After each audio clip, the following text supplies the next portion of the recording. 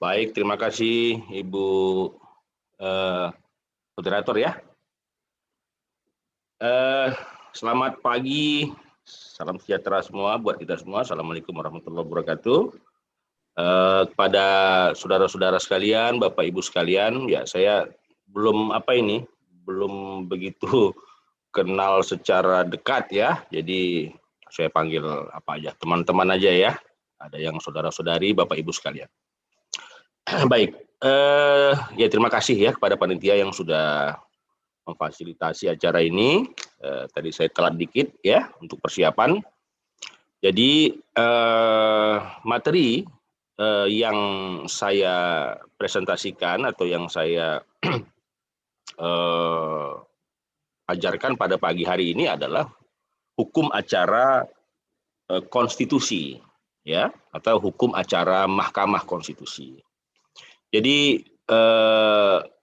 sebenarnya hukum acara ini baru di Indonesia ya, beda dengan hukum-hukum acara yang lain seperti misalnya hukum acara perdata yang dulunya pada masa pemerintahan Belanda disebut dengan RBG dan seterusnya, kemudian dia diperbaharui ke dalam alam hukum Indonesia. Hukum acara pidana pun demikian ya, karena memang mereka berdasarkan hukum materialnya masing-masing, yaitu hukum acara perdata tentu mempertahankan hukum perdata material, kan begitu. Hukum acara pidana itu dalam rangka untuk mempertahankan atau ya berdasarkan kepada hukum pidananya, yang masing-masing hukum acara itu punya kitab-kitab, yaitu Kitab Undang-Undang Hukum Perdata (BW, Burgerlijke Wetboek), dan Kitab Undang-Undang Hukum Pidana Wetboek van Strafrecht atau WVS, kan begitu ya. Nah, kemudian ada lagi hukum acara PT-UN karena ada peradilannya, Peradilan Tata Usaha Negara ya, sekitar tahun 80-an itu, 85 atau 86 itu kan peradilan itu di Indonesia. Yang itu diadopsi dari hukum Eropa, yaitu Prancis ya, hukum acara Peradilan Tata Usaha Negara. Nah, maksud saya ingin dulu apa pentingnya hukum acara, kan begitu. Nah, tentu saudara-saudara, Bapak Ibu sekalian sudah paham ya, hukum acara itu adalah hukum formal, jadi mempertahankan materialnya gitu. Jadi bagaimana beracara, bagaimana menyelenggarakan, melaksanakan apa yang diatur di dalam hukum materialnya itu. Nah, kalau di hukum acara perdata itu hal-hal yang akan diselesaikan masalah hukumnya adalah persoalan kepentingan individu ya, privat dia. Jadi di situ digunakan istilah gugatan ya. Jadi ada yang menggugat, ada pihak yang menggugat, penggugat, dan ada yang digugat. Ada tergugat dia, kan begitu. Nah, aktivitas pekerjaannya itu adalah menggugat. Nah, jadi di dalam bahasa Indonesia gugat atau gugah berarti ada sesuatu yang harus diingatkan di situ. Ada yang diperingatkan karena ada sesuatu yang dilanggar. Katakanlah dalam konteks perdata itu wan prestasi dia. Jadi itu diingatkan, digugah dia, digugat dia, kan begitu. Nah, sedangkan hukum acara pidana konteksnya lebih kepada perbuatan orang yang sudah memenuhi unsur-unsur pidana, sehingga perbuatan orang yang yang salah dalam memenuhi unsur-unsur yang sudah ditetapkan dalam KUH pidana itu harus dipertanggungjawabkan. Begitu pertanggungjawaban pidana. Nah, sehingga orang di situ, yang jelas-jelas orang yang diadili di situ. Kalau yang tadi perdata ya selain orang juga perbuatannya, karena dia cedera janji, kan begitu, kontra prestasi dia. Kalau hukum pidana ini mempertanggungjawabkan perbuatannya itu yang sudah diatur di dalam peraturan-peraturan hukum yang sifatnya itu legal ya, asas legalitas tadi. Nah, sehingga di dalam acara pidana itu disebut dengan mulai dari tersangka, terdakwa, sampai nanti dia terpidana. Jadi ada perbuatan yang disangkakan di awal, ya, butuh pembuktian kemudian, kan begitu. Orang di situ kan. Kalau hukum acara PT UN dia lebih mirip di konteks perdata, tapi dia bagian publiknya gitu. Kalau perdata itu kan privat, sedangkan acara PT UN itu publik. Jadi dia dalam bentuk yang besar, dalam konsep bernegara bermasyarakat gitu ya. Nah, gugatan juga dia sifatnya. Nah, acara Mahkamah Konstitusi, nah ini dia. Ini peradilannya tidak yang seperti tadi. Di sini dia para pihak itu disebut dengan pemohon dan termohon. Ya, ada permohonannya, ada yang dimohonkan. Apa yang dimohonkan? Kan begitu kan? Jadi peradilan ini adalah peradilan yang mengadili, ya bukan mengadili seperti yang tadi. Kalau dipidana kan orangnya itu, orangnya yang disangkakan kan udah tersangka dari awal dia. Ini ada kalau konteksnya ada pesakitan lah begitu ya. Nah kalau di sini nggak ada, pemohon itu ya betul, benar, termohon pun benar juga, sama. Nah jadi tentu kita bertanya loh, kalau memang sama-sama benar ngapain dibawa ke pengadilan? Ngapain dibawa ke mahkamah? Nah persoalannya bukan persoalan di situ, tapi ingin menguji. Nah, gitu. Jadi saya ceritakan sedikit ya, mungkin 10 menit begitu ya. Di Amerika, jadi ini ketika hakim ketua Mahkamah Agungnya itu John Marshall ya. Jadi kasus apa namanya? Kasus Madison ya. Kasus Madison dan Marbury versus Madison. Jadi ketika itu apa namanya? Ketentuan dari Kongres Amerika Serikat DPR itu, undang-undang itu diuji oleh apa namanya hakim agung. Jadi di Amerika itu sebenarnya secara tak langsung inilah awal mulanya gitu ya, atau iyalah awal mulanya dari persoalan pengujian konstitusionalitas. Seberapa besar, seberapa tinggi derajat konstitusinya gitu. Konstitusional apa tidak konstitusional, begitu. Ini dipraktekkan oleh Marshall, hakim agung di Amerika Serikat. Jadi lewat kasus apa namanya tersebut Marbury versus Madison itu diuji. Nah, jadi Amerika Serikat sendiri pun perlu kita pahami, ini dia menganut paham apa namanya sistem hukum Anglo-Saxon, sama seperti Inggris ya, Anglo-Saxon. Jadi tidak ada spesial peradilan Mahkamah Konstitusinya itu, Constitutional Courts itu. Karena faham yang membuat khusus ada peradilan MK atau Constitutional Court ini adalah berasal dari apa namanya sistem hukum yang beraliran hukum Eropa, kontinental atau the civil law system. Ya kalau di apa itu modelnya model kalau kita ini sebenarnya nanti saya sampaikan ada model-modelnya, ada 5 model itu bagaimana pengujian konstitusionalitas tadi yang kemudian itu menjadi sebuah lembaga yang kemudian kita sebut dengan MK ya, Mahkamah Konstitusi. Kita ini menganut modelnya Eropa, Austria. Jadi itu kiblatnya sebenarnya. Kalau Eropa ya, dari sana kita ini. Austria, Constitutional Courts, ya seperti kita ini. Kalau Asia itu di Korea Selatan, Korsel, nah itu dia. Ya, jadi dari Eropa Barat itu dari Austria dia menular ke mana-mana itu nanti. Denmark, Belanda, apa semua ya, Spanyol dan seterusnya. Perancis juga begitu. Nah, jadi sebenarnya adalah bagaimana kemudian undang-undang itu mampu di judicial interpretation, interpretasi hukum. Jadi MK ini mengadili, ya bisa dibilang pengadilan norma hukum, mengadili norma hukum dia. Nah ini asal mulanya. Kemudian nanti dia berkembang, ya. Nah jadi norma-norma hukum itu kan dibuat oleh cabang kekuasaan DPR, parlemen, legislatif, dan eksekutif. Nah, di dalam konstitusi banyak negara di dunia, memang kedua lembaga ini yang membuat bersama yang disebut dengan peraturan perundang-undangan. Ya. Nah, konteks Indonesia misalnya pasal 5, pasal 20 kekuasaan pembentuk hukum, pembentuk regulasi, pembentuk undang-undang adalah di tangan DPR. Lihat pasal 5 dan lihat pasal 20 Undang-Undang Dasar RI tahun 45. Gitu. Nah, itu kemudian disebut dengan main legislator. Saudara baca buku Profesor Jimli As-Siddiqi. Jadi DPR itu pasca amandemen Undang-Undang Dasar 45 dia menguat. Strengthening, dia menguat. Menguatnya bahwa pada kekuasaan dialah pembentuk utama, aktor utama pembentuk peraturan hukum regulasi. Di tangan dia. Jadi presiden itu bersama-sama dengan DPR pembentuk undang-undang. Sebagai apa? Sebagai co-legislator. Jadi ada main legislator, ada legislator utama, ada co-legislator. Jadi ada pilot, ada co-pilot, begitu dia kira-kira.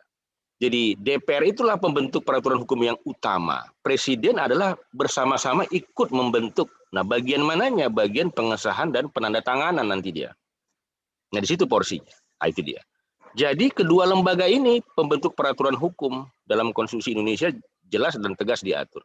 Sementara MK, Mahkamah Konstitusi sebagai pengimbang, judicial power, ya, sebagai peradilan tadi, itu bisa nanti kita lihat nanti pengembangan dari undang-undang ini, undang-undang MK ini, ya, bahwa MK itu sebagai negatif legislator, pembentuk hukum yang bersifat ya bukan sebenarnya, tapi dia bisa melakukan perubahan norma-norma hukum dalam konstitusi lewat putusan-putusan MK-nya nanti. Nah, begitu ya. Jadi dia negatif legislator. Nah, ini perkembangan hukum yang sebenarnya saling mengimbangi dan kalau boleh kita lihat tradisinya atau stylenya, gayanya, itu sebenarnya ini lebih kepada gaya-gaya penerobosan hukum yang dibuat oleh dalam sistem hukum Anglo-Saxon, ya, atau common law system. Jadi ada perpaduan sebenarnya. Karena begini, sebenarnya pada hari ini di dunia dalam kita berbicara dan dalam membahas masalah hukum di dunia, sistem-sistem hukum ini tidak lagi rigid seperti kita pahami. Oh, kalau sana kan Eropa kontinental, yang sini kan Anglo-Saxon misalnya, begitu kan? Nah, kemudian ada hukum sosialis law atau Islamic law, lain lagi hukum Islam. Itu adalah bermanfaat untuk mengajarkan kepada kita bahwa itulah asal mulanya sistem hukum yang dimulai oleh negara-negara atau bangsa itu. Pada hari ini, konteks hari ini, itu sifatnya kalau saya menggunakan teori itu, teorinya namanya teori mendekat dan menjauh dia. Disebut dengan saya lupa namanya itu. Jadi dia bisa kadang dia hal-hal itu dia sifatnya itu bisa mengakomodir ya. Jadi tidak ada lagi hal-hal yang kita lihat tadi misalnya, loh kenapa demikian misalnya? Kita kan Indonesia awalnya kan dipengaruhi oleh Belanda dengan sistem hukumnya kita Eropa kontinental. Iya betul sejarahnya. Sejarahnya demikian memang. Tapi setelah kita merdeka, kita kan punya Pancasila. Ya kalau memang seharusnya tentunya kita ini sistem hukumnya sistem hukum Pancasila. Bukan sistem hukum Eropa kontinental, walaupun itu adalah sejarah kita. Pernah mewarnai, betul. Tetapi sebagai sebuah bangsa yang merdeka dan bangsa yang memiliki identitas kebangsaannya, tentu kalau kita mau bicara ideal, kita ini sistem hukum Pancasila. Kan begitu. Walaupun pernah diajarkan, pernah dibesarkan oleh sistem hukum Eropa atau Eropa kontinental itu. Nah, jadi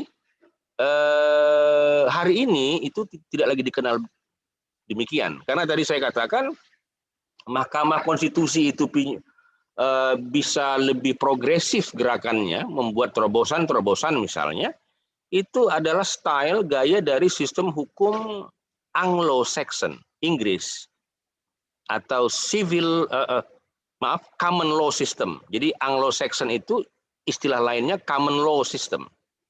Ya. Sedangkan civil law system itu istilah lainnya Eropa kontinental.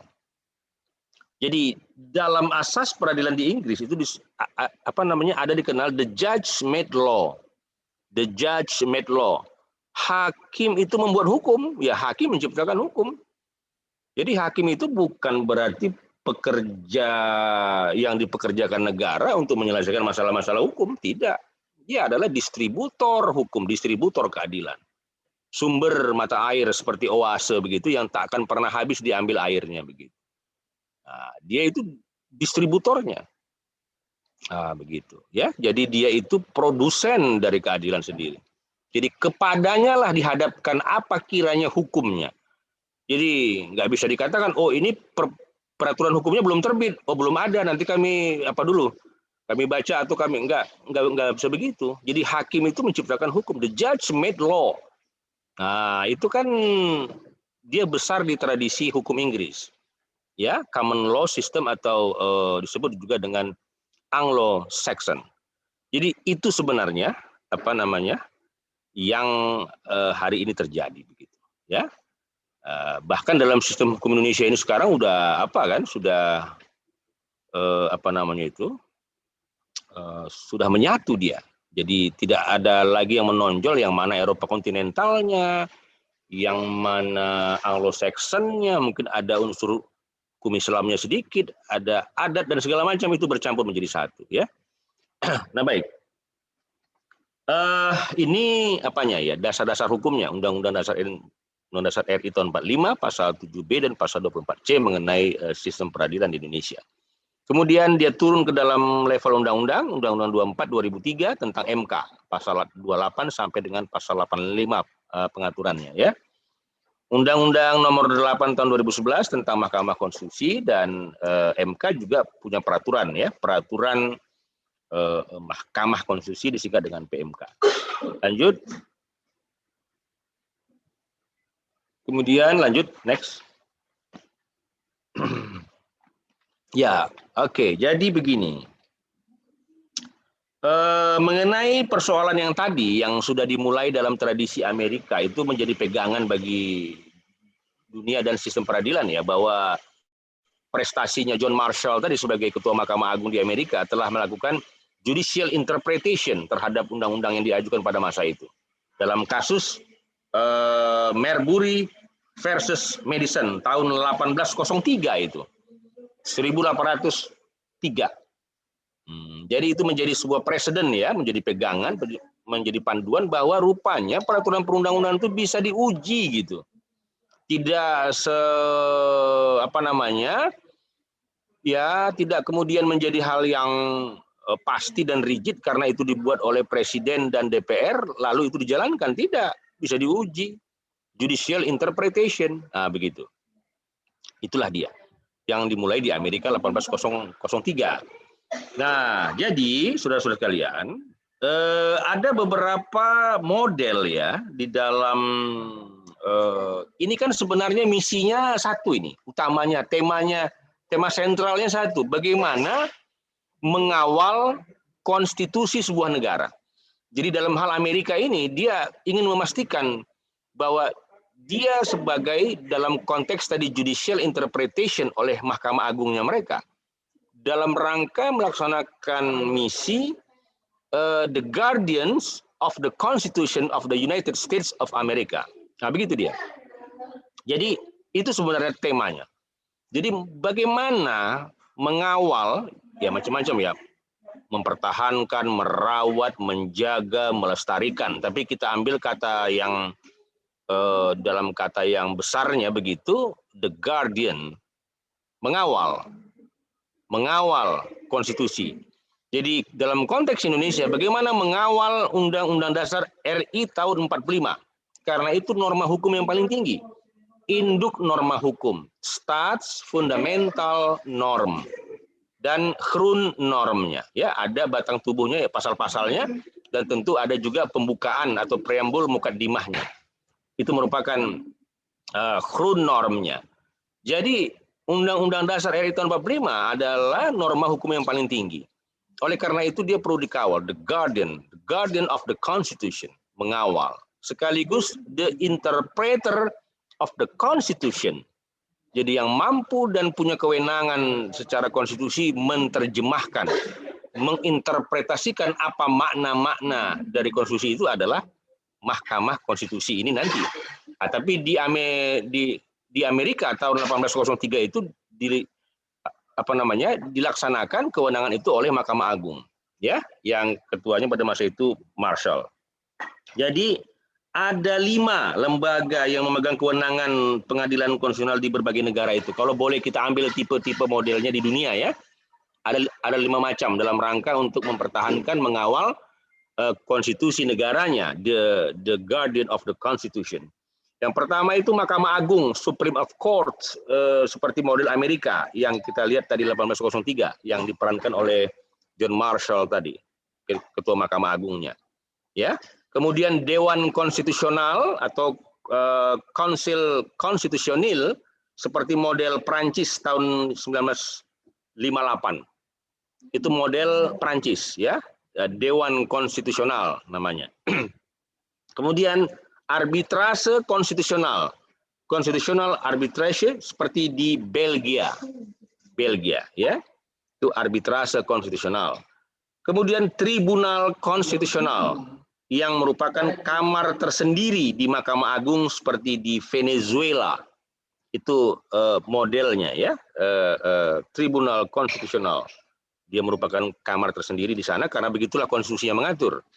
Yang kelima, Mahkamah Konstitusi, Constitutional Court, model Austria tahun 1920. Nah, kita menganut yang terakhir ini, modelnya model Austria. Ya, mereka di sana dipraktekkan pada tahun 1920. Constitutional Court. Nah, jadi inilah yang menjadi patron kita, ya. Dan kalau kita lihat di Indonesia konteksnya, ini lahir tahun 2003. Amandemen ke berapa itu? Ketiga, ya, 99 2000 tahun 2001. Ya, amandemen ketiga, tapi dilaksanakan di Indonesia itu dia berdiri tahun 2003, Mahkamah Konstitusi kita. Nah, jadi secara implementatif, secara praktek, dia dipicu, di-trigger oleh kejadian case Abdurrahman Wahid waktu itu, ya, presiden kita Gus Dur, ya. Nah, itu kan di-impeach oleh MPR pada masa itu, ya, yang diketuai Amin Rais, dan DPR-nya, ketua DPR-nya Akbar Tanjung. Jadi ada peristiwa politik, ya, sebenarnya harus hukum dulu, tapi kan dia lebih kepada politik. Ya, ada tuduhan bahwa ya karena pemerintahan pada masa itu tidak melaksanakan pemerintahan yang secara yang baik begitu, ya. Artinya ada hal-hal yang DPR itu semacam memberikan mosi tidak percaya lah, kira-kira demikian. Jadi DPR pada masa itu mengatakan akan menjatuhkan presiden, kan begitu. Selanjutnya dibalas juga dari presiden menyatakan akan membubarkan DPR. Nah, ini kedua-dua tindakan konstitusional ini sebenarnya dalam sistem pemerintahan kita tidak dibenarkan. Pada masa itu memang, ya, kita lebih menganut sistem presidensial. Karena itu tidak dikenal itu. Bahkan dalam sistem parlementer sendiri pun, kalaupun memang itu kita namakan parlementer, enggak begitu mekanisme caranya.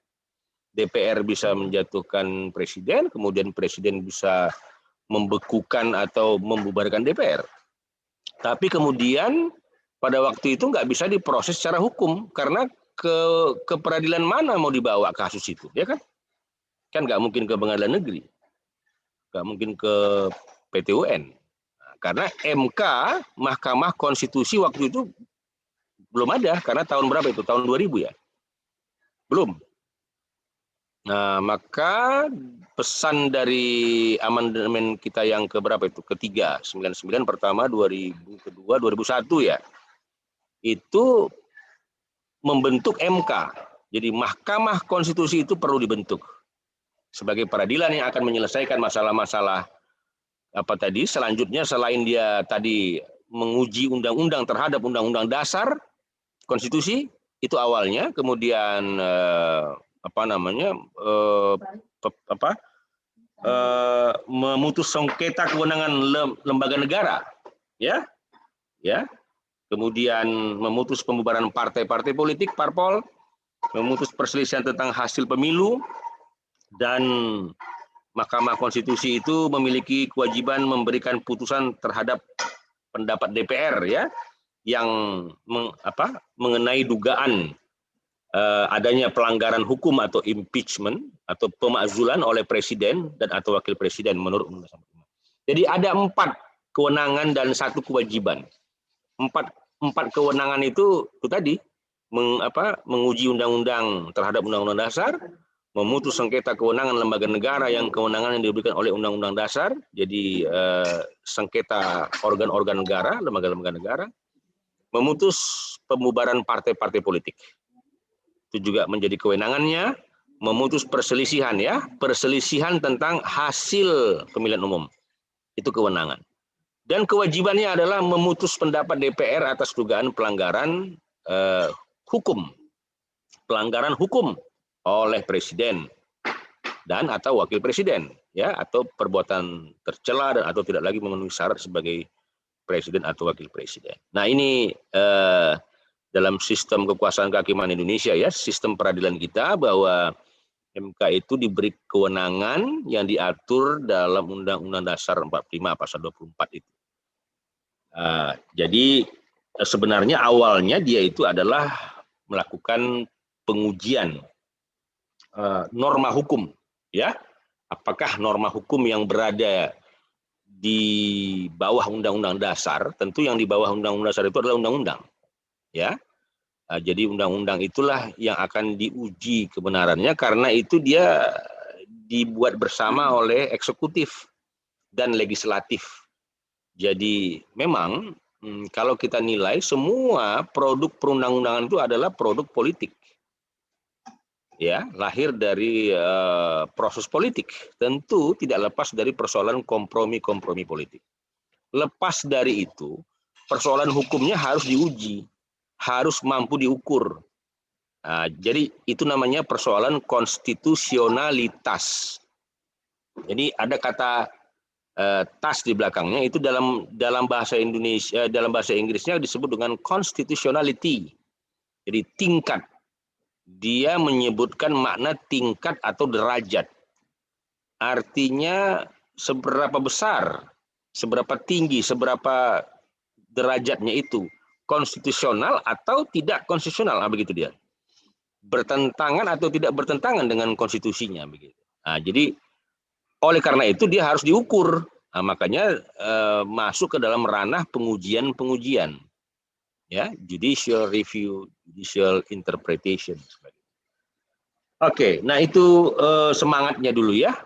Kemudian bahwa hakim konstitusi ini, karena kita lebih mengikuti ya jejak dari sistem hukum Eropa kontinental yang pernah lama mewarnai kita, itu yang diberikan Belanda kepada kita, karena Belanda itu masuk kepada kelompok sistem hukum Eropa kontinental atau civil law system, sehingga warna itu ada pada kita. Jadi kita ini ikut dalam model peradilan konstitusi yang di Austria, Wina, Austria. Jadi hakimnya itu ada 9, ya, hakimnya ada 9, dan memang di mana-mana negara begitu, 9 hakimnya, ganjil ya. Jadi nanti kalaupun terjadi perbedaan pendapat, dissenting opinion, maka akan muncul pendapat 4 dan 5 misalnya. Jadi keputusan tadi tentu akan mengikuti yang 5. Karena kalau hakimnya 8 tentu 4-4. Kan begitu? Nah, jadi tentu ditanya, nah kenapa tidak 7? Ya 7 juga ada hakimnya nanti. dalam persidangan-persidangannya ada nanti 3, ada 5, ada 7. Kalau dia pleno, dia sempurna semua, dia 9. Jadi 9 itulah yang tertinggi dari jumlah yang ada, sehingga dan ditentukan dalam bentuk yang ganjil. Nah, tentu 9 jadinya, ya 9 orang hakim. Di Indonesia hal ini perekrutan hakim konstitusi ini nanti dilihat dalam Undang-Undang MK itu berasal dari 3 cabang kekuasaan untuk saling mengimbangi satu dengan yang lain. Ya, jadi jalurnya, cara masuk rekrutmennya itu dari 3 tadi. Dari jalur DPR 3 orang, dari Presiden 3 orang, dari Mahkamah Agung 3 orang. Jadi total semua 9 orang. Ya. Nah itu dia. Dan di dalam persyaratan ketentuan Hakim Konstitusi Indonesia sama umumnya dengan persyaratan hakim-hakim yang lain, tapi ditambah dia berpengetahuan dan memiliki kompetensi di bidang hukum tata negara dan konstitusi, ya. Dan ditambah lagi plus harus negarawan, statesman. Nah itu yang menjadi beda kemudian di dalam ketentuan persyaratan hakim-hakim yang lain. Nah, jadi di MK itu ditambahkan itu, selain dia punya kompetensi yang lain-lain tadi umum, kemudian punya pengetahuan dan kompetensi di bidang hukum tata negara atau konstitusi, dan harus negarawan. Nah, karena di dalam prakteknya nanti di dalam peradilan konstitusi di dunia ini, hakim Mahkamah Konstitusi dalam sistem peradilan konstitusi itu sifat putusannya bersifat final dan mengikat, final and binding, jadi final dan binding. Final berarti putus, selesai dia. Jadi tidak ada lagi pengujian berikutnya, ada upaya-upaya hukum misalnya dalam peradilan umum yang di Mahkamah Agung itu kan dari pengadilan negeri, ada upaya hukum banding ke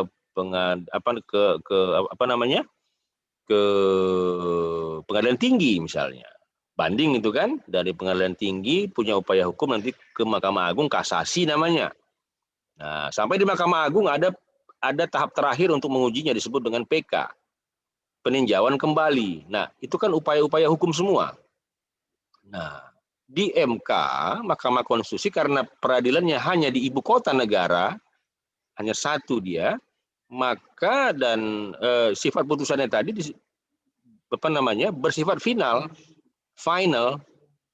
Jadi tidak ada lagi upaya hukum karena batu uji dari pengujian norma hukum yang akan dilakukan oleh hakim itu adalah Undang-Undang Dasar.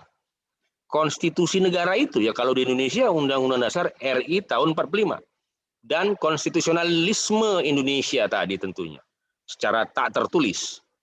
Nah, karena hukum dasar itu kan konstitusi itu kan terbagi 2 sebenarnya ya. Ada hukum dasar yang tertulis, written constitution, itulah berupa undang-undang dasar dalam bentuk naskah tertulis yang disebut dengan undang-undang dasar, itu written constitution, dan ada unwritten constitution, hukum dasar yang tidak tertulis berupa konvensi, semangat kenegaraan, ya spirit konstitusionalisme bernegara dan seterusnya. Ini semua maknanya adalah konstitusi. Jadi MK itu mengawal dan menjaga konstitusi sebuah negara. Jadi saudara-saudara sekalian, yang saya maksudkan tadi adalah di dalam kewenangan MK di situ.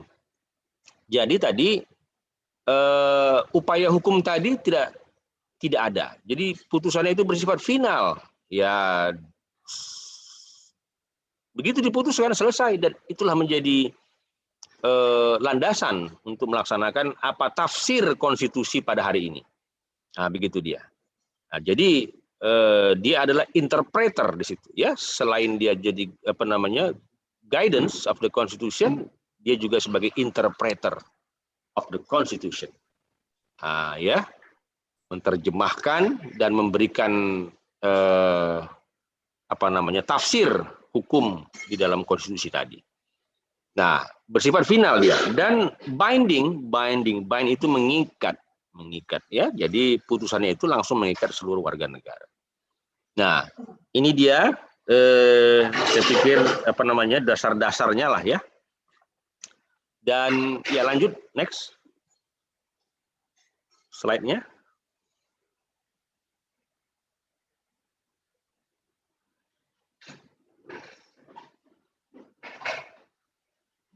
Halo? Ya, oke. Nah, ini asas-asas hukumnya. Asas-asas hukum acara Mahkamah Konstitusi. Ya, Jus Curia Novit, ya, hakim tadi mengadili bahwasannya kepadanya lah dia nggak dapat menolak perkara itu kan, artinya persidangan terbuka untuk umum, independen dan impartial, ya, independen dan impartial, ya, artinya tidak, ya sebenarnya begini ya, independen itu tidak berpihak, maksudnya bukan bicara pihak-pihak, artinya dia itu adalah mandiri begitu. Nah, ya, jadi tidak terpengaruh dia dengan kekuasaan politik-politik yang ada, baik itu di DPR maupun di pemerintah, walaupun mereka mengerti politik kan begitu, tapi independen itu mampu dia berdiri di kakinya sendiri secara mandiri, kokoh, kuat, tegar. Nah, itu dia. Makanya dalam peradilan itu kan simbol-simbolnya sudah nampak hitam kan, nah jubahnya hitam, toganya hitam. Nah itu maksudnya mau menunjukkan ini kokoh gitu. Warna hitam itu kan kokoh, artinya kuat dia, tough dia, independen dia.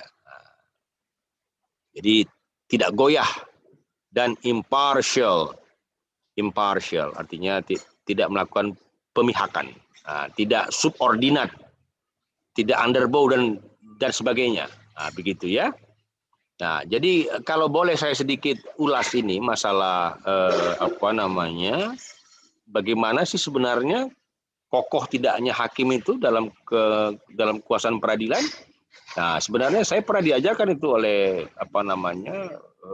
Mister dari Belanda, Profesor Ading, ya, mantan dekan di sana. Jadi di Utrecht dia katakan itu ada disebut dengan etos patos logos.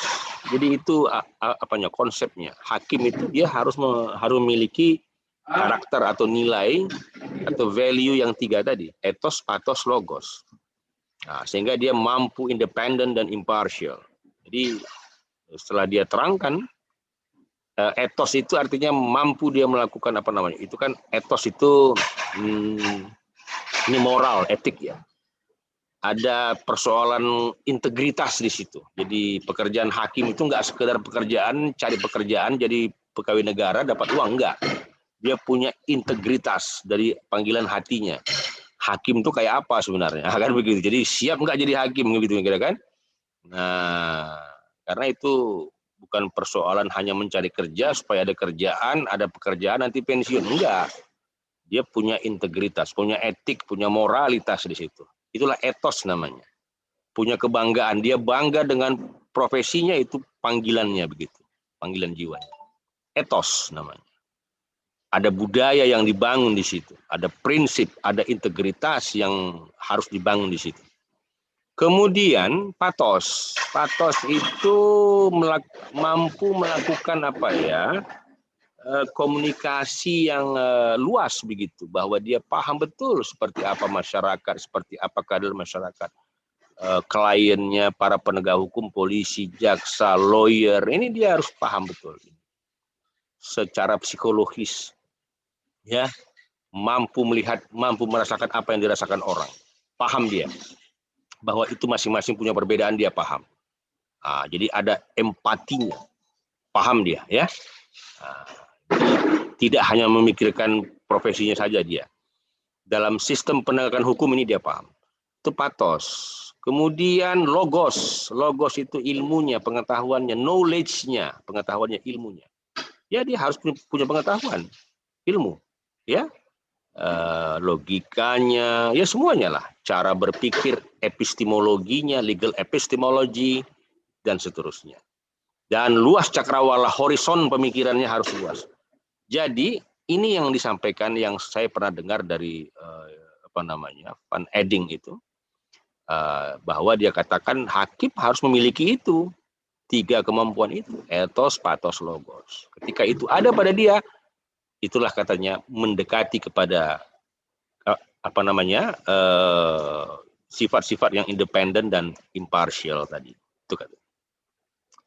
Yang keempat, peradilan cepat. cepat, sederhana, dan biaya ringan. Ya, nah, ini umum sifatnya. Kemudian hak untuk didengar secara seimbang, audit et alteram partem. Hakim aktif dalam persidangan. Nah, dalam hukum acara Mahkamah Konstitusi, memang hakim itu mencari keadilan substansial, ya, keadilan substansial, substantial justice. Maksudnya apa? Ya, tentu karena ini sifatnya apa ya, menguji norma hukum. Ya, tentu panduannya, acuannya, referensinya itu adalah Undang-Undang Dasar, konstitusi. Ya, tentu dalam persidangan itu hakim ya akan banyak menyinggung persoalan konstitusi, teori-teori konstitusi, ya, norma-norma konstitusi, asas-asas konstitusional. Tentu bicaranya lebih kepada bicara yang substansial. Artinya bukan tidak penting yang prosedural, tetapi lebih mengejar hal-hal yang sifatnya itu prinsipil dan substansial. Ya, hakim aktif dalam persidangan, kemudian dia akan mencari hal-hal yang substansial di dalam konstitusi itu.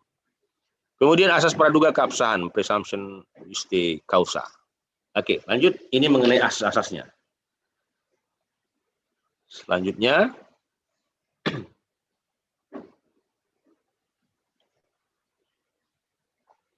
lanjut.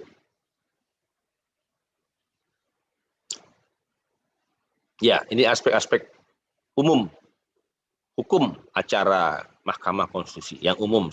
Karena ini sifatnya umum ya.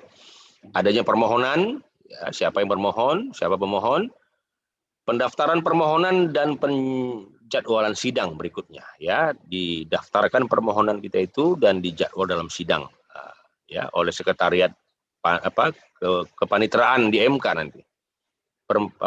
Permohonan online itu sekarang, ya. Penggabungan perkara ini, kemudian beban pembuktian dan alat bukti. Nah, ini yang umum di dalam acara MK. Lanjut. Nah, ini saya pikir udah dibagi ke masing-masing peserta ya, bahan-bahannya ya.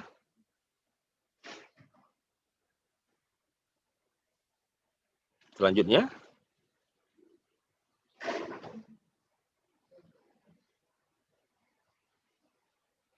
mengenai beban pembuktian dan alat-alat bukti, ya, itu surat, tulisan, ya, naskahnya ada, ya, beban pembuktian, surat, tulisan, kemudian keterangan dari saksi, keterangan dari ahli. Nah, ini dua. Jadi memang secara akademik yang kita pahami bahwa beda saksi dengan ahli. Nah, walaupun kadang-kadang di dalam praktik kita katakan saksi ahli. Nah, itu dia. Ya, jadi maksudnya saksi itu adalah keterangan dari saksi, witness, orang yang melihat langsung, mendengar, merasakan, mengalami, terlibat dia, itu saksi namanya. Saksi, karena dia dilihatnya, didengarnya, disaksikannya, dialaminya, dia pun ada di dalam itu. Saksi dia. Beda dengan ahli. Makanya namanya keterangan ahli, memberikan keterangan. Jadi expert di sini ahli, jadi artinya ahli hukum yang dapat menjelaskan sehingga menjadi terang. Yang tadinya nggak terang jadi terang, kan begitu. Yang tadinya masih ragu-ragu, ya orang jadi pasti untuk membantu persidangan sehingga hakim tidak ragu-ragu. Ya, ahli menjelaskan ya kemampuannya karena dia punya pendidikan di bidang itu. Dia akan sampaikan penjelasan, asasnya, teorinya, ajarannya, peraturan-peraturan hukumnya, dan semuanya. Padahal ahli ini nggak tahu dia nggak terlibat, dia nggak lihat, dia nggak dengar, dia nggak alami peristiwa satu kasus. Tapi dia bisa memberikan pendapat, keterangannya, penjelasannya. Nah, itu dia. Ya, ketika itu dibutuhkan. Kemudian keterangan para pihak.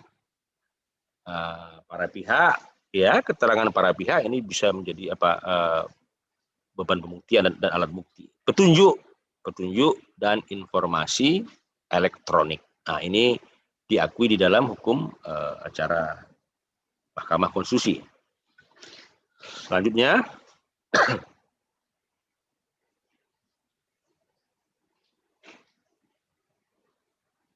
jenis dan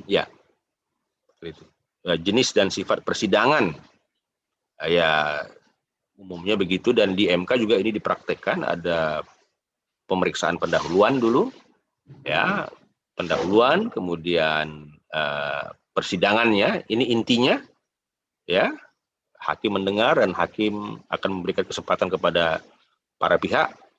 Kemudian yang ketiga, rapat permusyawaratan hakim, disingkat RPH. Ini hakim.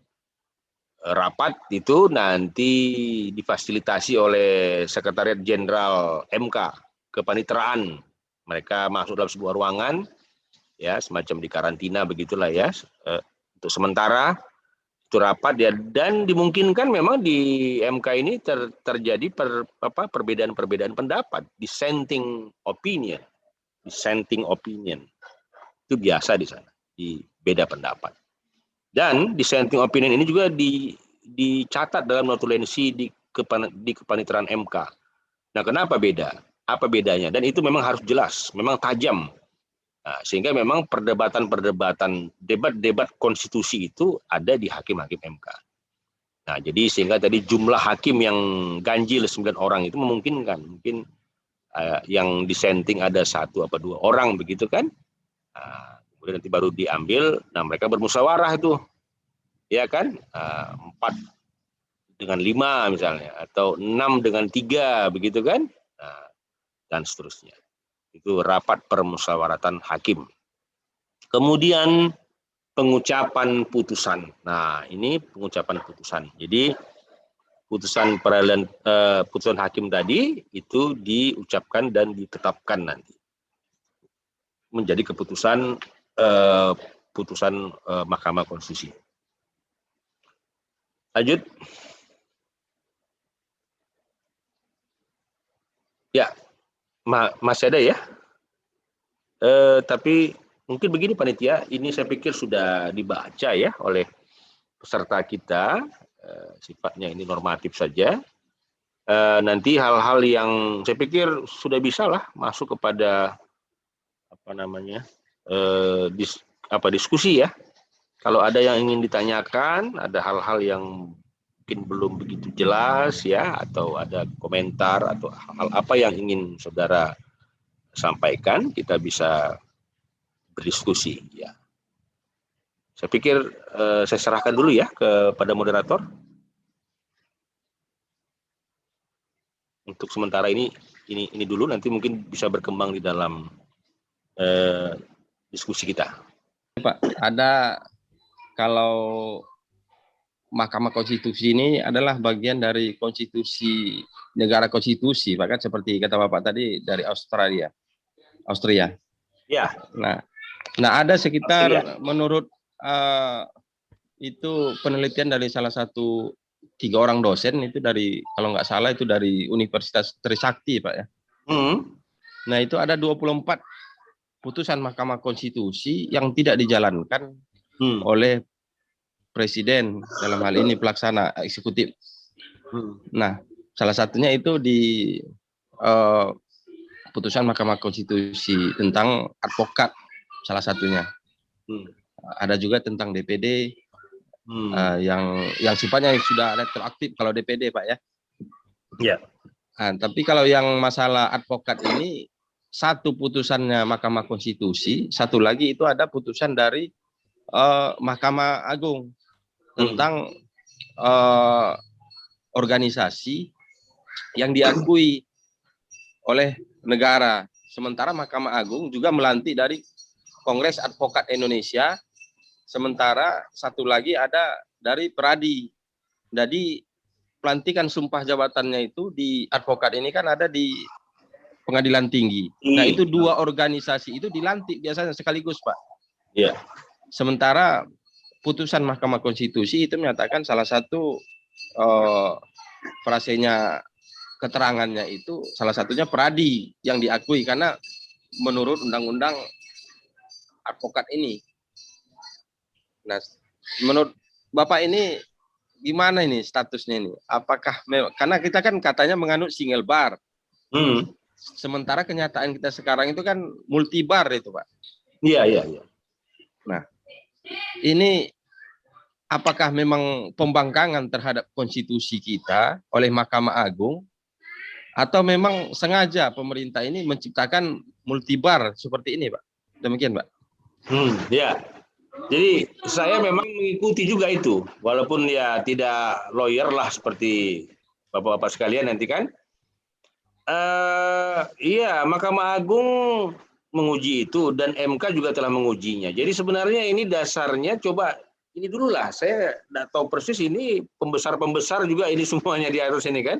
Jadi politik hukum di dalam undang-undang tentang apa namanya, tentang advokat itu, ini harus duduk dulu nih. Kayak apa sebenarnya gitu. Karena kan nanti peradilan, hakim kan akan menafsirkan dari norma undang-undang kan. Nah, jadi yang semestinya ideal tadi single bar, tapi nyatanya multi bar. Nah ini harus duduk dulu lah gitu ya. Tapi nyatanya kan bahwa ini satu sebenarnya. Tapi kan di sisi prakteknya yang saya saksikan, yang saya dengar ini kan sebenarnya kan hanya apa saja ya, satunya semua kata, tapi kenapa kemudian menjadi 2 atau 3, nah itu kan hal-hal yang sifatnya disepakati katanya. Ya kan, dan satu sama lain mungkin nggak mau apa ya, ya masing-masing punya prinsip begitu ya. Jadi ya inilah, jadi sebenarnya putusan itu dilaksanakan oleh eksekutif ya, mau apa tidak mau kan begitu ya. Nah karena memang ya, norma hukumnya dulu ini di level apa namanya itu di perundang-undangan di DPR gimana ini gitu, ya kan. Nah, sementara di DPR sendiri bagaimana kekuatan advokat ini bagaimana gitu ya, masing-masing ada semua mungkin ya. Ada semua organisasi di situ ya, yang jadi legislator kita. Jadi tentu kalau saya mungkin lebih menyarankan ini politik hukumnya bagaimana ini, politik hukum yang membangun tentang dunia advokat. Nah ini harus selesai dulu nih. Kalau nanti dia dinormakan menjadi norma A, norma B, norma C, itu kan kemudian teknis sifatnya. Itu harus harus dibangun dulu ini. Ini bagaimana nih pembangunan tentang dunia advokat Indonesia ini mau kayak mana modelnya gitu. Nah, ya kan? Ini harus jelas ini politik hukum tentang pembangunan SDM advokat Indonesia. Tuntas dulu. Ini pikiran saya ya. Ini pikiran saya ini. Yang saya juga nggak ngerti betul kepentingan teknis di sana, tapi ya sebagai ya akademisi aja lah begitu ya. Kira-kira kalau bicara netralnya begitulah. Nah, sepanjang politik hukum yang akan dibangun di dalam undang-undang advokat ini belum belum pasti, belum kuat, belum tegas, ya sepanjang itu pula lah mungkin yang bisa kita saksikan hari ini. Gitu. Jadi harus jelas dulu nih. Ini advokat ini apa sebenarnya kan gitu ya. Penegak hukum misalnya kan. Nah, lalu penegak hukum ini seperti apa kan gitu ya. Dia sebagai pembela gitu ya. Ya kan dari masyarakat begitu. Kemudian ada juga yang pengacaranya negara itu jaksa begitu dan apa segala macam. Nah ini kan harus sinkron ini. Dia punya sistem. Kalau ini dibaharkan sub-subnya, kalau dia ngumpul jumpa jadi sistem penegakan hukumnya Indonesia, kan gitu. Jadi advokat ini adalah bagian dari itu, subsistem dari penegakan hukum Indonesia, kan begitu. Jadi politik hukumnya dulu ini harus sinkron gitu. Jangan ada politik hukumnya nanti bertentangan pula kan. antara yang satu dengan yang lain, padahal temanya sama-sama penegakan hukum Indonesia. Nah, kan begitu. Jadi saya pikir itu hulunya itu di persoalan pembentukan norma. Nah, pertanyaannya di mana hulunya itu? Ya di DPR lah. Kan situ hulunya. Ya kan? Yang tadinya nggak ada diatur jadi diatur. Kan di situ dia. Jadi fungsi legislasi itu kan to make legislate itu kan artinya membuat ya, to make, merencanakan, menciptakan, men-create. Tadinya nggak ada jadi ada dibuatnya. Tadinya nggak perlu diatur, nah sekarang perlu diatur. Nah, tentu kan dibahas di parlemen itu namanya DPR, parlemen. Fungsi legislasi, fungsi kontrol, dan fungsi budgeting. Kan itu fungsi pokok mereka kan, fungsi parlemen. Nah, jadi hulunya dulu ini, kalau saya ya, itu.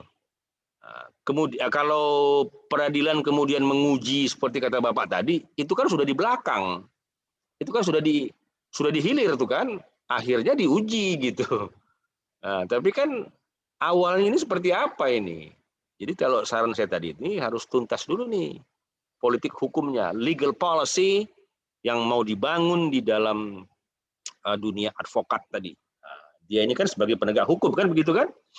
Memiliki kewenangannya seperti apa dengan penegak hukum yang lain gitu. Ini harus jelas begitu dalam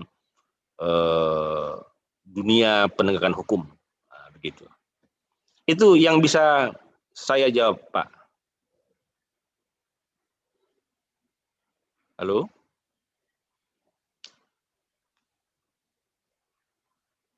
Ya, Pak. Pak Abdul ya? Pak apa namanya? Pak. Iya, Pak. Iya. Itu jawaban saya ya. Oh, iya, Pak. Terima kasih, Pak. Ya. Masih ada? Silakan.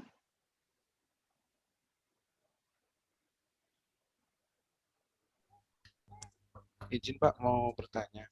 Silakan Pak Rizky ya, Pak Rizky Akbar. Ya. Jika suatu peraturan sudah diuji Pak di Mahkamah Konstitusi, nah, ya. Setelah itu, setelah putusan ternyata Presiden atau DPR tidak mentaati putusan Mahkamah Konstitusi tersebut, Pak. Nah, apa akibat hukum selanjutnya, Pak? Gitu. Apakah Presiden dapat mengajukan banding atau Mahkamah Konstitusi membuat suatu teguran atau bagaimana, Pak? Karena kan selama ini kita lihat di media televisi atau di media cetak gitu kan, suatu peraturan jika sudah disahkan paling yang terjadi efek atau akibat hukumnya di masyarakat ya seperti ada aksi demonstrasi dan sepertinya kesan Mahkamah Konstitusi saat ini tuh seperti lamban gitu Pak dalam melakukan suatu tindakan pengujian suatu peraturan yang baru gitu Pak. Nah, jika suatu peraturan itu sudah diuji dan sudah diputuskan ternyata tidak ditaati oleh suatu presiden atau DPR itu bagaimana Pak ya akibat hukumnya? Gitu. Ya, baik. Pak Rizky ya, tadi bertanya ya. Jadi ini sebenarnya persoalan asas ini Pak. Nah, ini kan asas ini. Jadi asas di dalam negara hukum itu, putusan peradilan dalam sebuah negara hukum yang ngaku negara hukum itu adalah putusan peradilan harus ditaati, harus diiyakan begitu, harus ditaati, harus disanggupi oleh negara itu. Jadi oleh penegak hukumnya, oleh lembaga-lembaga negara. Nah, itu konteks negara hukum ya. Nah, jadi persoalan itu, Pak, memang saya sedikit agak tergeliti. Di negara kita ini cenderung kadang praktek hukum itu cenderung ini, orang harus segala sesuatu itu harus dipositifkan begitu. Memang betul, ciri-ciri alasan kenapa hukum perlu dipositifkan itu memang ada baiknya karena memang dia ditulis. Kalau peraturan hukum itu ditulis cenderung memang dia lebih jelas, lebih bisa dibuktikan, lebih pasti, lebih tegas. Itu memang kelebihan tertulis. Tapi tidak semuanya itu harus tertulis. Jadi kesannya kalau hukum itu semua ditulis, ya apa ya, seolah-olah tidak ada kesadaran hukum begitu. Nah ini persoalan menyangkut budaya.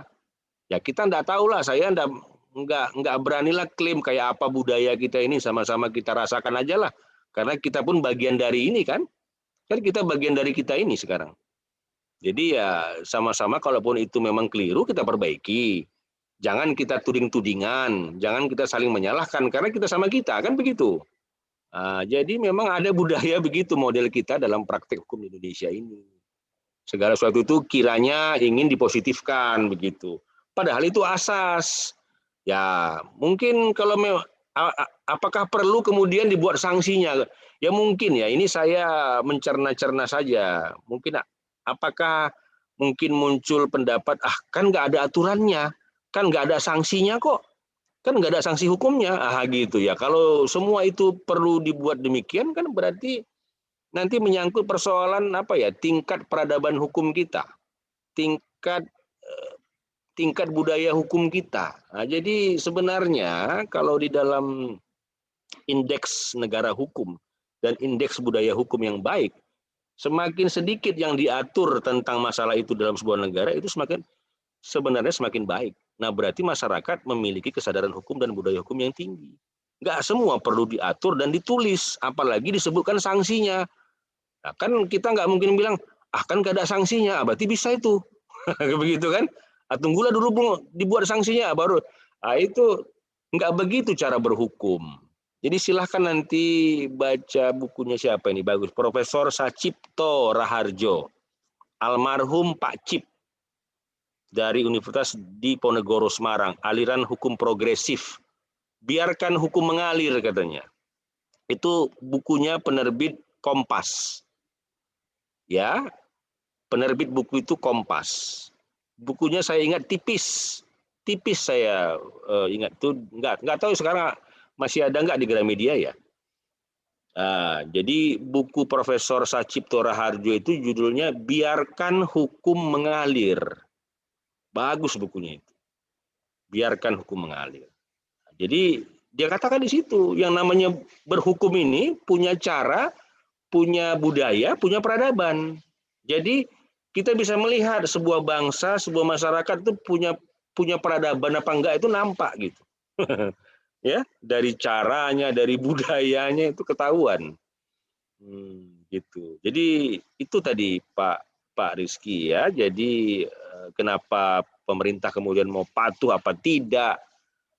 Karena kita kan harus konsisten, kita kan harus konsekuen. Kita ini negara hukum. Lah yang bilang itu bukan hakim, bukan polisi, bukan lawyer, bukan jaksa. Itu jelas-jelas diatur dalam konstitusi negara. Yang membuat negara ini berdiri ya konstitusi itu. Jadi itu bukan pihak-pihakan, bukan politik-politikan. Itu naskah otentik tertulis dari negara ini. Indonesia ini negara hukum. Bukan negara kebijakan. Bukan negara policy. Itu jelas. Silakan itu. Kita debat pun boleh itu. Negara Indonesia ini negara hukum. Ya konsekuen lah kita. Nah, persoalan tadi praktek di bawahnya tidak semestinya. Nah ini ada apa? Mungkin perlu pembenahan. Ya, banyak sektor yang dilihat. Ya, jadi kita juga mengatakan, loh kenapa presiden belum mau patuh atau apa gitu ya? Atau agak lambat terus MK kerja. Nah ini kan ada faktor-faktor yang saling mempengaruhi ya. Sebab akibatnya mungkin ada. Nah, jadi perlu pembenahan ke depan ya karena semua itu kan diatur dalam undang-undang, dalam regulasi. Nah, jadi artinya ada hal-hal yang memang ditulis, ada hal-hal yang tidak ditulis. Nah, asas itu kan nggak harus ditulis. Nah, di dalam kedudukan ilmu hukum, asas itu dia sifatnya dasar. Jadi kalau kita hanya bermain di norma-norma hukum, di aturan-aturan, itu kan levelnya aturan, norma. Untuk menyangga norma hukum itu bisa berlaku, itu karena ada asas kan. Nah, asas itu sendiri di dalamnya terdapat value, nilai keadilan, nilai kebenaran, nilai ketuhanan kah misalnya, nilai kerakyatan kah, nilai keadilan kesejahteraan kah, nilai persatuan kah, itu pasti ada. tidak akan mungkin norma tanpa nilai, nggak mungkin. Kita bisa cek itu. Norma itu dia bersandar kepada asasnya. Asas itu kan dasar artinya. Fondasi. Nah, jadi fondasi itulah yang menyangga sehingga norma hukum itu layak, benar atau tidak. Baik atau buruk. Itu asas. Sementara norma yang bersandar kepada asas tadi, di dalamnya dia dipandu oleh value, nilai tadi. Nilai. Nah, jadi ini sebenarnya yang kerja-kerja apa tadi, yang bersifat substansial tadi. Nah, jadi dalam konsekuensi negara hukum, yang mengaku negara hukum, putusan peradilan itu harus dipatuhi oleh semua pihak. Terlepas benar apa salah. Apalagi putusannya benar. Nah, kenapa nggak dipatuhi? Nah, sedangkan belum tentu benar salah pun, putusan peradilan itu harus dihormati, dijunjung tinggi. Gitu dia. Apalagi putusannya itu memang benar. Ya, harus dijalankan. Gitu dia prinsipnya. Nah, cara berpikirnya begitu. Nah, persoalan tadi hal-hal yang tidak semestinya tadi, tentu ini kita lihat problemnya apa. Ya, nah, jadi harus mapping problem dulu kita. Kita harus dapatkan datanya. Apa sebenarnya persoalannya? Apakah memang informasinya demikian? Kan begitu. Kita harus apa namanya? Check and recheck. Apa istilahnya? Verifikasi. Verifikasi. Nah, itu dia ya. Oke. Ya, silakan kalau masih ada.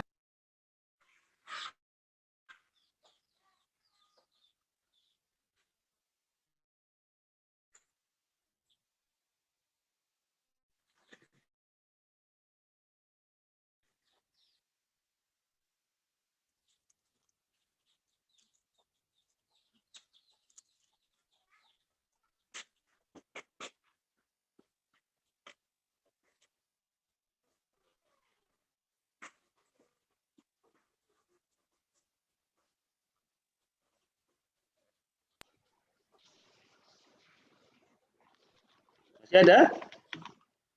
Silakan.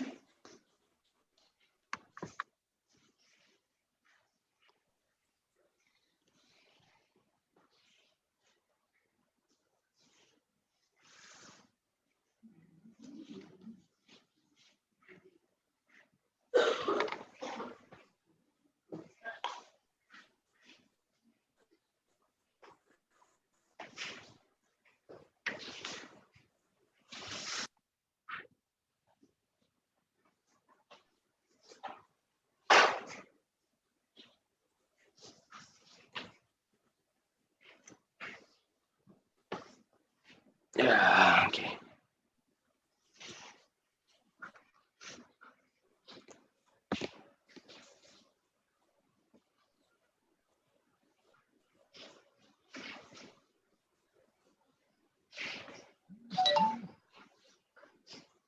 Berapa orang ini yang hadir pesertanya? Ada 17 orang, Pak. Oh, 17 orang. Ya, ya, ya. Sudah apa semua? Ini memang profesinya dari awal apa? Fresh graduate kah atau memang sudah ada profesi sebelumnya? Tadi belum sempat kita apa ya? Belum sempat perkenalan mungkin ya.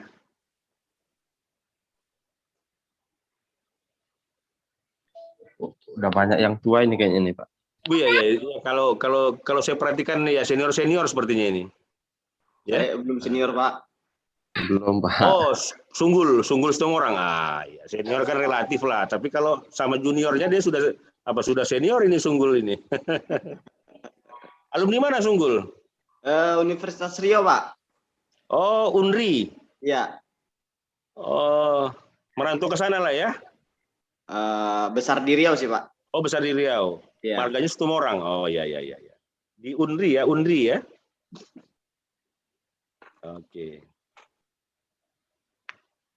Ya, silakan kalau masih ada lagi yang ingin kita diskusikan ya atau ditanyakan, ya silakan. Sudah ini sudah S2? Magister belum? Belum, Pak. Belum ya? Belum, Pak. Oh iya, iya. Ya, masih meniti. Ya. Jadi tadi materi yang saya sampaikan tadi itu sebagian ada di pasca sarjana, seperti tadi masalah politik hukum misalnya kan. Nah, itu ada mata kuliah tersendiri itu nanti di S2 bahkan di S3. Di program doktoral ada namanya mata kuliah politik hukum. Ya, legal policy. Itu kita belajar di situ nanti. Apa itu politik hukum ya kan? Nah, kenapa dia muncul sebagai sebuah pendekatan atau katakanlah cabang ilmu hukum yang baru dibanding teman-temannya. Misalnya teori hukum, filsafat hukum, penemuan hukum, apalagi metode penelitian hukum. Nah, maka politik hukum itu tergolong yang muda, tergolong yang baru. Karena dia pendekatan yang digunakan kalau di Indonesia itu sekitar tahun 70-an akhir. Dan itu Profesor Mahfud yang termasuk yang kelompok orang-orang pertama yang menelitinya dalam level disertasi doktor. Karena Pak Mahfud itu disertasi doktor S3-nya di UGM itu mengenai politik hukum yang mengambil sampel Undang-Undang Pemerintahan Daerah 574, Undang-Undang Pokok Agraria 560, dan Undang-Undang satu lagi Undang-Undang Perkawinan ya 1 tahun 74. Jadi dari 3 macam klaster undang-undang yang dia teliti itu, maka dia memiliki tesis doktoral. Penemuannya itu bahwa politik hukum itu tergantung kepada konfigurasi politik pemerintahan rezim yang ada. Tiap pemerintahan rezim akan memiliki model gaya bagaimana cara berhukumnya. Nah, itu kita topang dengan pendapatnya Profesor Benyamin Hussein, guru besar FISIP UI, yang mengatakan itu memang cocok. Contohnya di era Orde Baru katanya. Pemerintahan Soeharto itu mengedepankan paradigma rezim kala itu structural efficiency model, dia bilang. Structural efficiency model. Model efisiensi yang terstruktur, kokoh. Kalau istilah yang mungkin masih kita ingat dalam eranya Pak Harto itu sistem pemerintahan yang terkendali ya. Ya kan? Nah, pemerintahan itu aman terkendali. Nah, itulah dia. Kalau bahasa gampangnya itu tuh, aman terkendali, itu dia.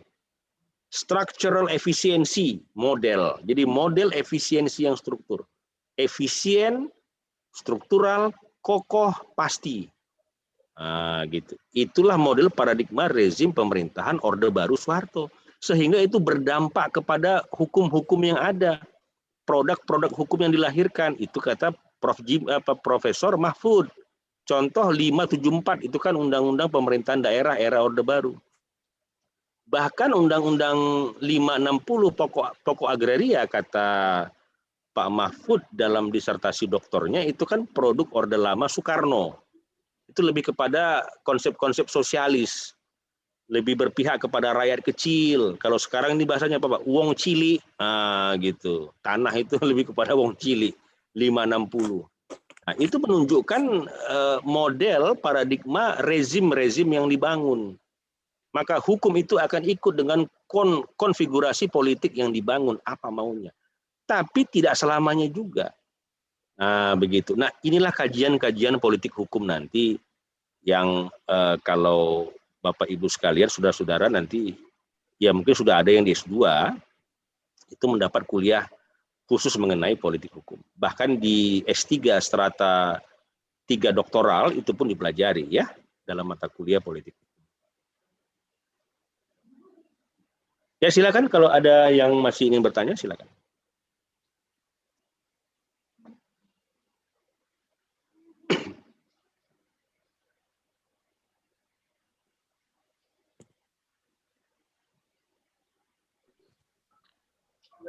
Ya Pak, tanya lagi deh Pak. Ya silakan Pak Abdul. Silakan Pak Abdul. Ini salah satunya tentang ini Pak, tentang Undang-Undang Nomor 1 tahun 2009 itu tentang penerbangan. Penerbangan ini Kan ini kan kita harus, sekarang sudah zamannya zaman globalisasi, semua orang menggunakan pesawat Pak, kan rata-rata kita kemanapun pasti tidak disekat oleh ruang lagi sekarang, memang sudah sampai dunia kan, karena ini berlaku apa yang ditetapkan oleh Badan PBB seperti apa, International Civil Aviation Organization itu, ICAO kan. Ya, ya. Nah, di bawahnya itu ada IATA, salah satu perkumpulan bagi transportasi udara. Nah, di PBB itu dia ada ICAO. Nah, itu di Indonesia sendiri itu hampir semua, dan salah satu putusan Mahkamah Konstitusi itu tentang kepemilikan pesawat ya, pernah diujikan juga itu di Mahkamah Konstitusi dan dikabulkan juga. Nah, ini banyak rancu, salah satunya di Undang-Undang Nomor 1 itu tahun 2009 tentang penerbangan itu. Nah, kebetulan dulu saya skripsinya tentang itu Pak kan. Iya. Salah satunya, dan mengambil sekarang lagi S2 juga Pak.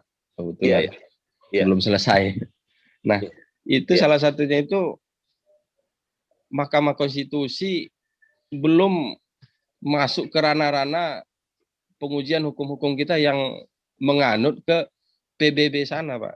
Tapi memutus berdasarkan lingkungan kita sendiri. Cakupan konstitusi Indonesia berdasarkan masih ngambang Pak. Dari Undang-Undang Dasar kan memang belum ada Pak. Iya, iya. Tentang penerbangan ini, karena kita kan mencontek semua dari kayak model Undang-Undang Nomor 1 tahun 2009 itu memang asli purely hampir mencontek semua, sebagian lah mencontek dari peraturan ICAO yang ada di PBB. Nah, sementara pelaksanaannya di kita ini di Indonesia itu kan PM, peraturan menteri dia Pak. Ya. PM baik tentang senjata, baik tentang hijacking, ada 100, salah satu syaratnya membawa peluru gitu kan di PM itu.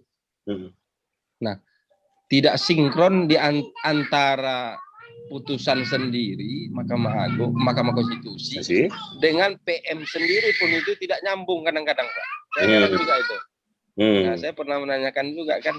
Jadi sama juga dengan putusan Mahkamah Konstitusi itu dengan yang di antara yang single bar dengan multi bar, jadi tidak ada kepastiannya. Sementara kita itu kan negara konstitusi katanya kan, negara hukum ya.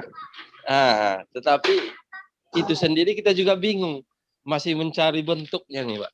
Apa yang benar, apa yang ini masih belum bisa dikatakan. Saya kira kita ini negara hukum Pak, karena memang belum Pak. Iya. Rancu antara yang satu dengan yang lain itu masih satu ini, satu itu. Belum ada kejelasannya, masih mencari bentuk dia Pak kayaknya Pak.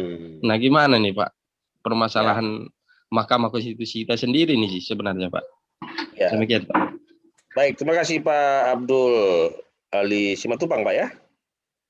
Ya. Jadi ini memang pertanyaan-pertanyaan yang apa ini? Yang terjadi sebenarnya ini yang Pak Abdul tadi tanyakan ya.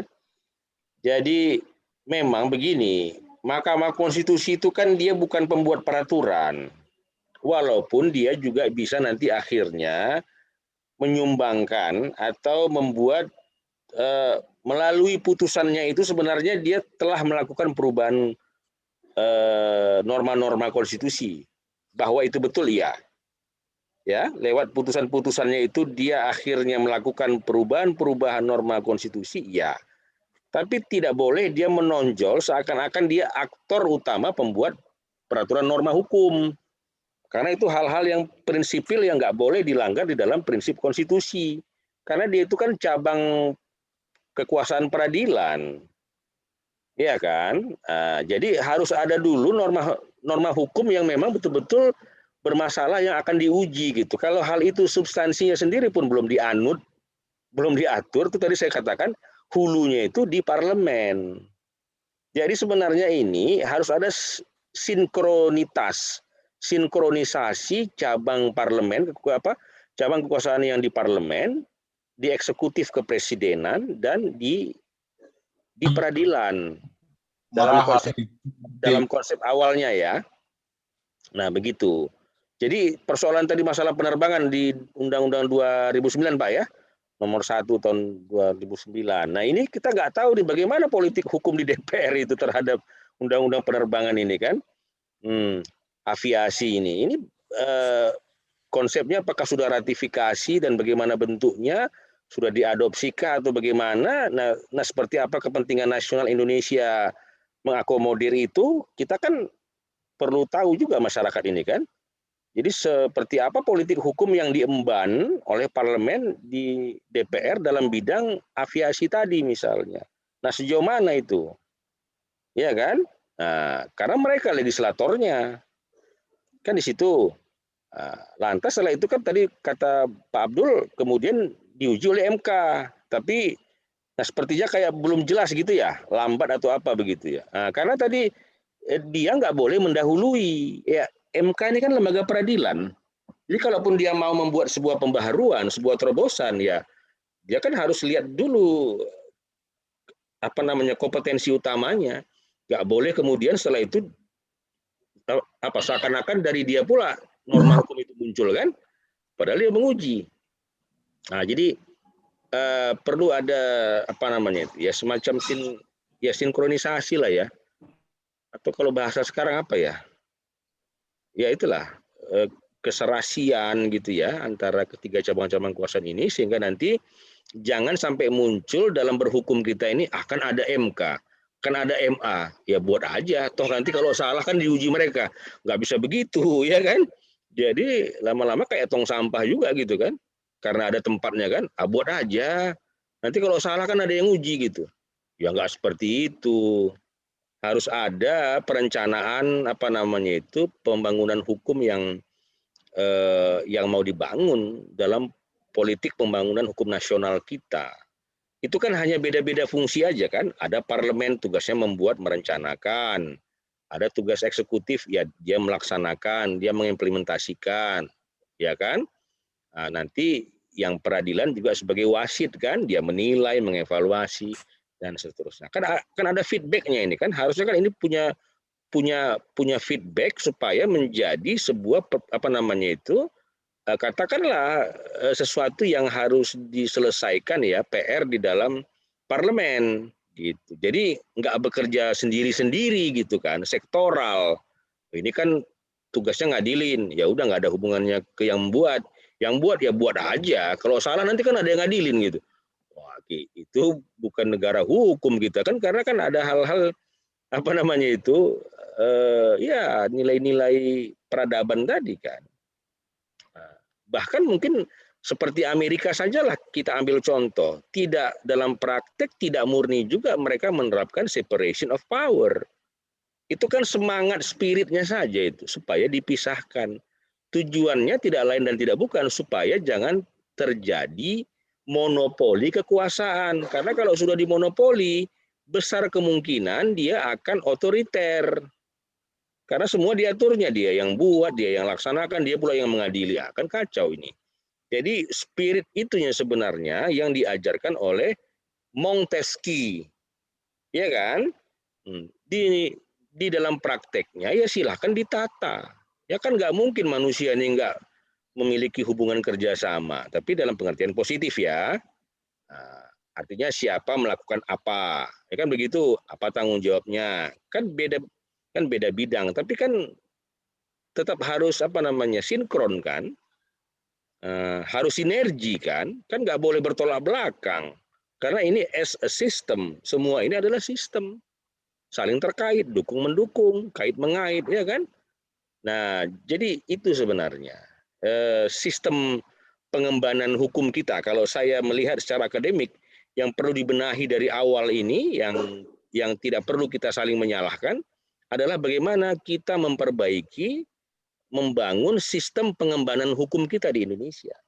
Mulai dari hukum itu diserap dari apa maunya masyarakat, aspirasi masyarakat, yang kemudian itu menjadi tugasnya wakil rakyat. Itulah DPR itu, DPR, DPD.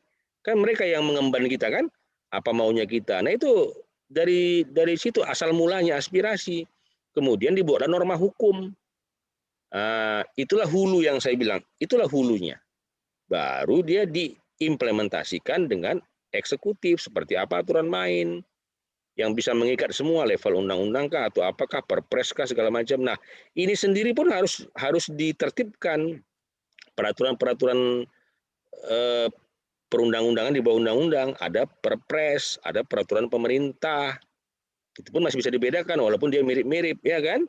Peraturan pemerintah dia lebih utama menjalankan yang umum. Nah, peraturan presiden lebih spesifik untuk peraturannya eksekutif. Nah, peraturan menteri itu sektoral, ya kan? Nah, kadang-kadang di dalam praktek ini kadang-kadang lebih sakti juga peraturan menteri kadang-kadang, ya kan? Lebih kuat dan sebagainya. Ini makanya ini yang harus ditata dalam kehidupan berhukum kita gitu. Nah, putusan MK itu bisa merubah norma hukum, ya kan? Nah, jadi secara nggak langsung dia melakukan perubahan-perubahan norma-norma hukum dalam konstitusi kita. Nah, jadi inilah sebenarnya yang harus ditata kembali begitu sehingga tidak saling tumpang tindih gitu ya, atau tubruk menubruk gitu, saling berbenturan. Nah, karena masing-masing kita harus pegang azasnya apa gitu ya. Nah, jadi tadi seperti Pak Abdul bilang tadi, ya memang kita harus lihatlah, artinya seperti undang-undang penerbangan itu, ini bagaimana sebenarnya politik hukum yang mau dibangun oleh pihak pemerintah dan wakil rakyat. Nah, wakil rakyat berarti kan kita DPR kan. Nah, dengan pemerintah seperti apa sinergitasnya itu? Apa yang mau dibangun di situ? Nah, tapi kalau itu juga belum jelas dan tegas, ya bagaimana mungkin hakim MK atau MK itu bisa menafsirkan menafsirkan norma hukumnya kan? Nah, karena dia nggak boleh berperan aktif sebagai legislator yang aktif seperti DPR. Nah, karena MK itu kan negatif legislator, ya kan? Negatif legislator dia. Yang positif legislator itu DPR bersama presiden. Itu pun dibagi lagi. DPR itu main legislator, aktor utamanya dia, sedangkan presiden itu co-legislator yang membantu DPR bersama-sama membuat peraturan undang-undang, peraturan perundang-undangan. Nah, jadi main dan co. Mainnya itu berada di DPR, co-nya itu berada di presiden. Sedangkan MK adalah negatif legislator yang menginterpretasikan. Nah, supaya jangan terjadi stuck. Nah, contoh misalnya pada masa pilkada yang lalu kan adanya putusan MK, semua warga negara bisa menggunakan hak pilihnya mencoblos di TPS dengan menggunakan KTP, ada kan? Nah, itu. Jadi kalau itu norma hukumnya ditunggu DPR merubah sampai kan kapan itu, berapa bulan lagi atau tahun depan mungkin. Nah, sementara pilkadanya atau pilpres atau pileknya sudah berakhir, kan nggak mungkin. Jadi untuk mengantisipasi itu MK harus membuat sebuah terobosan, sebuah putusan yang bisa dijadikan pegangan norma hukum. Apa gantinya? Apa tafsirnya dari hal-hal yang tadi kabur sebelumnya? Nah, sehingga dia putuskan muncullah tafsirnya itu bersifat terang, jelas, terang dia. Apa? Cukup menggunakan identitas berupa kartu tanda penduduk. Nah, kan kepastian hukum. Jelas kan? Nah, jadi artinya warga negara tidak kehilangan suara, tidak kehilangan hak konstitusional yang begitu prinsipil di dalam sebuah pemilihan umum.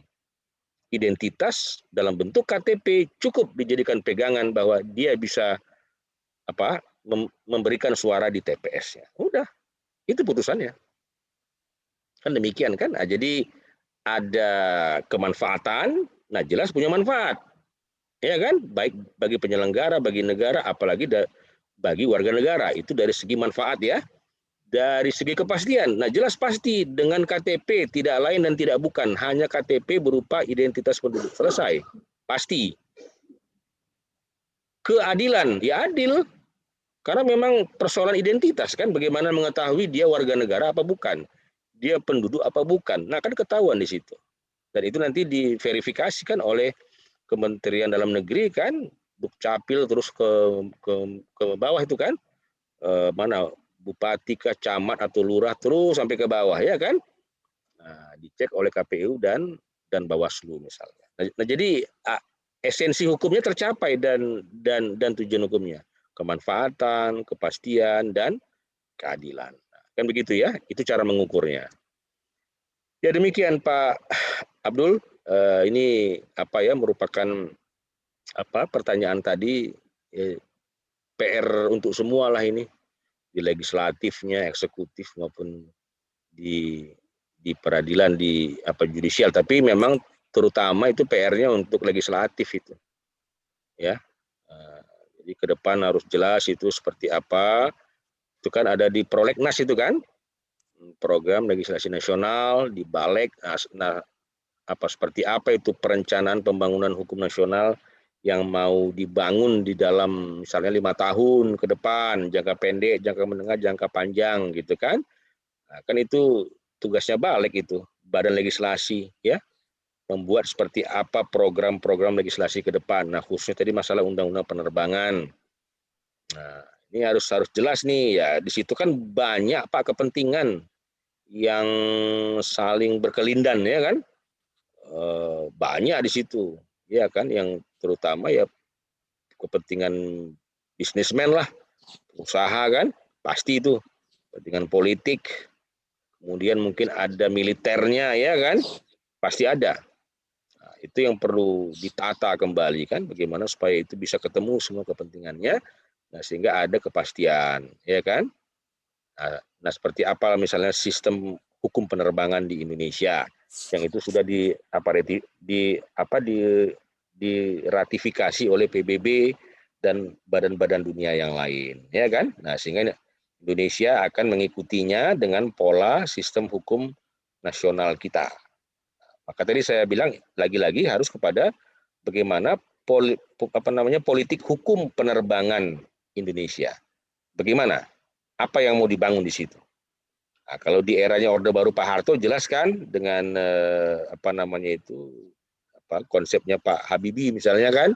Nah, seperti apa? Nah pada hari ini bagaimana gitu? Itu yang perlu menjadi PR lah bagi legislator itu kan, ya. Oke, Pak Abdul. Oke, Pak. Kasih, Pak. Ini saya, ya. Ada lagi, silakan.